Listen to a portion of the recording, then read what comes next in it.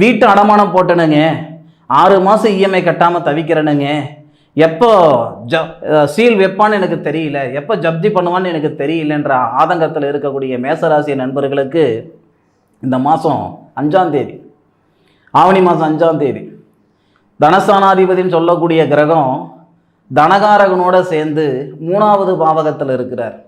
நான் முதல்ல ஒரு வார்த்தை சொன்னனுங்க, மேசராசிக்கு 9வது பாவகன்னு சொல்லக்கூடிய முக்கியமான ஸ்தானத்தை 9வது பாவகத்துக்கு அதிபதி பார்க்குறாரு, உங்களுடைய ராசி அதிபதி பார்க்குறாரு. இதனால் குருமங்கள யோகம் ஏற்படுதுங்கன்ட்டு 2 பேர் மட்டும் கிடையாது, சுக்கிரன் சொல்லக்கூடிய தனஸ்தானாதிபதியும் 9வது பாவகத்தை பார்க்கிறார்.